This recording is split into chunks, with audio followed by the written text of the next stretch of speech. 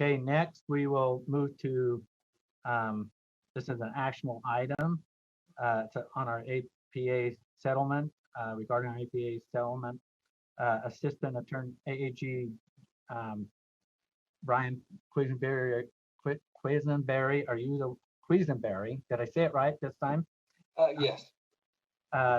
Is going to give us an update here.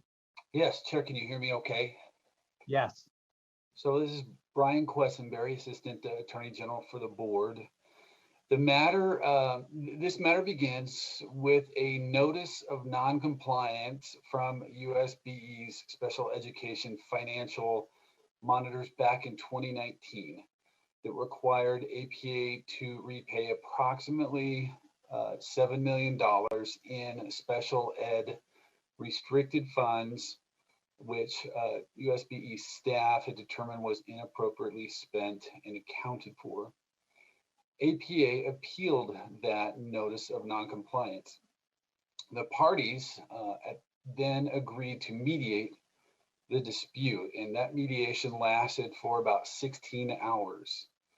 It resulted in a settlement agreement that is part of the materials, the backup materials for this item. The settlement agreement was agreed to by both parties, so by APA and then also by USBE, and it's a binding document. The settlement agreement required, among other things, that USBE conduct an audit of the original findings in the notice of noncompliance. The scope of the audit was specifically, and here's a quote from the settlement agreement, whether the state special education funds that were spent by APA were incurred for expenses that qualified for state special education funds during fiscal year 2019. The audit did not review APA's expenditure of federal special education funds. The audit was performed, and a copy is also attached as your part of your backup materials for this item. And the audit also contains embedded in it a response from APA, kind of a point-by-point response by APA. The audit reduced the amount of state special education funds from approximately 3.8 million down to 2.8 million, which is about a 25% reduction. The next requirement under the settlement agreement is, in light of this audit, for this board to determine the amount of disallowed expenditures to be repaid by APA, which means this board could require APA repay the full amount or some reduced amount of that 2.8 million. This board met in closed session in December last year of 2020, about 2 months ago, and discussed this issue, and then it came out of closed session and voted in open session. The board voted at that time to require APA repay the full 2.8 million amount called out in the audit. APA objected to the board holding a deliberation in closed session regarding that vote. And because the open and public meeting law was unclear on this point, we recommended that the board redo any discussion and vote in open session. And that's why we are having this discussion right now. 3 more points. First, after today, APA has the right to appeal today's decision to the full board. Second, as part of your backup, you have also received a December 2020 email from Dee Henderson, who's chair of APA's board, and it contains a number of APA's arguments in response to the audit. This was sent to the board by Dee Henderson prior to the December 2020 board meeting to lay out APA's arguments regarding the audit. Finally, I reviewed an email that APA Executive Director Carolyn Charette had recently sent to the 7 new members on this board regarding today's APA agenda item. While I do not take issue with Ms. Charette's communicating with board members, I do take issue with her sending her email to board member Hymas, who is an employee and her subordinate at APA. Her email appears to me to be a very deliberate attempt to influence board member Hymas. I find Ms. Charette's email to Board Member Hymas to be highly inappropriate and also unfair to Board Member Hymas. So the issue before the board now is, in light of this audit, to determine the amount of disallowed expenditures to be required by APA. You can now determine this by either affirming the vote taken back in December or modifying that vote with a new determination. With that, I turn the agenda item back over to you, Chair. Okay, thank you. Board Member Hanson, your hand is raised. Thank you, Chair. I'll put a motion on the table that the board reaffirms the action that we took in the December 3rd, 220 meeting concerning APA's use of special education funds. Second, Carol Lear. Okay, you want to speak to the motion, Member Hanson?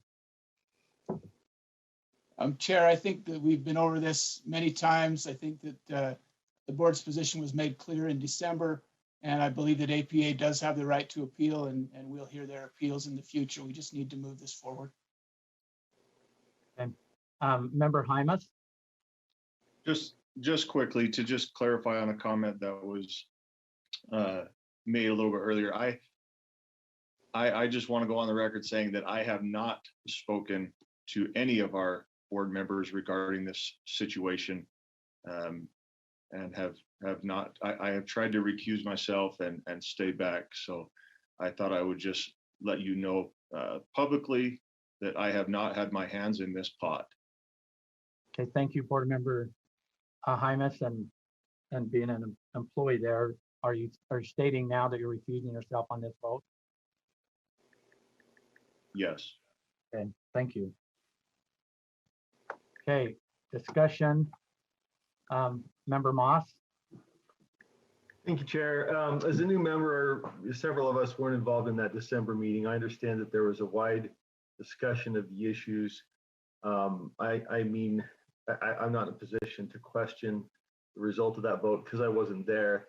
On the other hand, I don't feel that I can confirm a penalty about which I still have some questions based on, issues that were raised by APA. So without any disrespect to my colleagues, I plan to vote no, simply because I don't feel that I can vote for a penalty of that amount that I haven't heard. And assuming this vote passes, I would look forward to hearing from APA in the appeal process.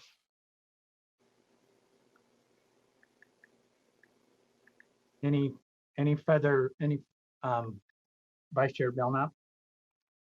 Yes, for clarity, maybe our AAG can help us here. What is it that we are reaffirming? That we are reaffirming what happened in the information in the audit? Is that our reaffirmation? I don't know if that's such a word. Reaffirmation. So the board would be reaffirming the decision that was made in December of 2020 at that board meeting. And that decision was to require APA repay the full $2.8 million in question cost, the items that were questioned in the APA audit. Thank you for that clarity.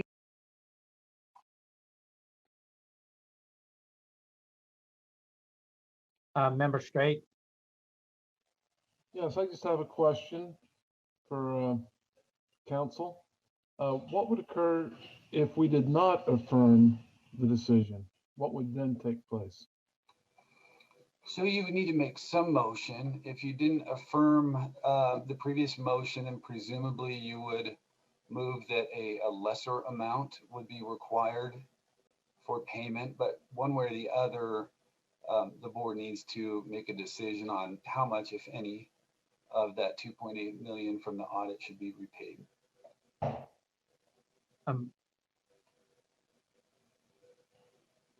Does that answer Board Member Straight? Lorraine, your hand is raised. I'm good.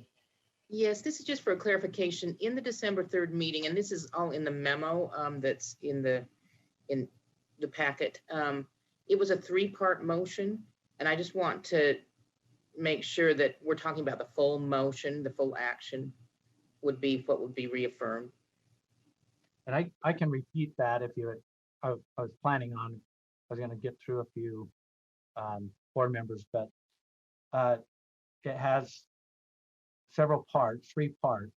Number 1, it accepted and approved the audit of, that was the audit that was being talked about here. Accept and approve the audit of APA's use of state special education funds completed by the USBE Internal Audit Department and dated November 5th, 2020. Number 2, require reimbursement consistent with the deadlines established in the settlement agreement of $2,785,917.59. The full amount of requested expenditures referenced in the November 5th, 2020 APA audit, which the board determined to be disallowed. And number 3, instructed its legal counsel to provide to APA the explanation for the decision as required in the settlement agreement. That's what happened in December, where the next steps would be to have the next opportunity for APA was to do an appeal to the full board and come before the full board as we get through questions and answers. So that's what happened in December, and that's what is in Board Member Hanson's motion. So discussion to the motion. Board Member Norton.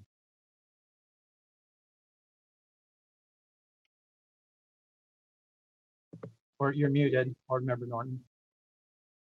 Sorry about that. I just wanted to clarify, the word penalty was thrown out used in regard to the $2.7 million. And just now, I think, Chairman, you used the word reimbursement, and that's what I understood that this was.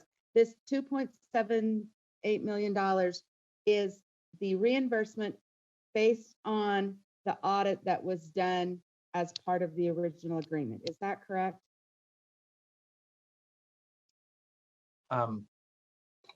Sure, I can answer that. Yes, please, AG. That's correct. This is not a penalty. A penalty is a mischaracterization. This is a repayment. A penalty implies that there's kind of an additional fine or fee that's levied on top of something else. And so this is not a penalty in that sense. Thank you. Okay. Member Booth. And then Member Hart. My understanding then is if we affirm the decision. Hang on. Can I just interrupt real fast? So I've got hands up, so I just want to make sure I'm seeing them all. So this is Member Booth, right? Okay. That's correct. Correct. So I'm just wanting to confirm that if we affirm this decision, then the next step will be the chance that we heard in all of the backup material that we received for them to come and appear before the board because they feel, I'm coming into this completely new. And if they've not had the opportunity to appear before the board and bring their concerns, of course, I'm very eager for that to happen. So it would be best then to affirm what you voted on in December so that could then happen. Is that correct? That is correct. And it follows the pathway or the terms of the mediation settlement agreement. Chair, if I can add on to that. Yes. So the procedure then would be if APA chooses to appeal, it would file an appeal brief, a document that the full board would be able to read. USB staff would be able to file a response brief. And then I assume APA would file a reply brief. All those would be submitted to the board, and then APA would come and present to the board, presumably next month. So the answer, Board Member Booth, to your question is yes. Did you have a follow-up, Board Member Booth? No, thank you. Okay. Board Member Moss? Board Member Hart was next. Oh, thanks. Board Member Hart? You're muted. Sorry. I'm going to take my hand down. I think that the response to Board Member Booth answered my question. Okay, who is next there? Board Member Moss, then Board Member Straight. Thank you. Board Member- Unless we need Lorraine. Does she need Lorraine. something before? Is your hand raised for a reason? Okay, it's gone. Okay. Board Member Moss. Thank you, Chair. I think I may have used the word penalty. I'm not sure if I did, but to clarify to Board Member Norton's point, if that was me, this is not a penalty, and so this is a repayment based on a finding of lack of compliance. And so my concern is that I didn't make that finding, and therefore just don't feel comfortable supporting it. But I understand the vote of those who did. So if that was my misstatement, I just wanted to clarify. Thank you. Okay, thank you. Member Straight. Yes, I appreciate all the clarification. And I think it's the most fair to all parties if we move this forward. I think that keeps the process of moving forward in the proper way. So I move the question. Okay, do we have a second? Board Member Cannon. Okay, we have a motion and a second to end debate. Board members, please at this time vote.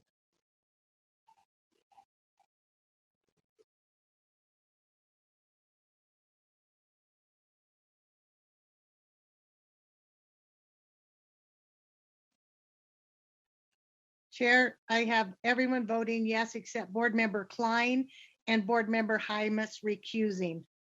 Correct. So the motion passes with Board Member Hymas refusing and Member Klein with a no vote. Okay, so the motion before us, and then I'll ask the maker of the motion if this is correct, that the board reaffirms its action previously taken concerning APA's use of special education fund in the board December 3rd, 2020 meeting.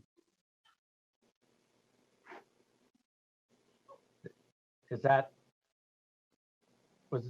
just want to make sure that was your motion, Board Member Hanson. I might have moved some words. Yes, sir. That's the Motion that matters is the one that I read or I state. So does that mean, I'll restate it, that the board reaffirms its action previously taken concerning APA's use of special education funds in the board's December 3rd, 2020 meeting. That's correct.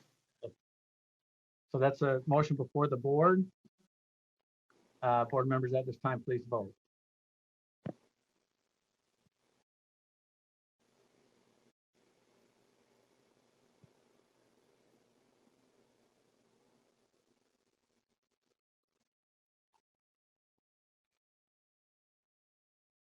Chair, I see voting is done. 2 nay votes, Klein, and Board Member Klein and Board Member Moss, and are recused by Board Member Hymas. Okay, the motion passes. Did you get that, Lorraine? Yes, thank you. Okay, thank you.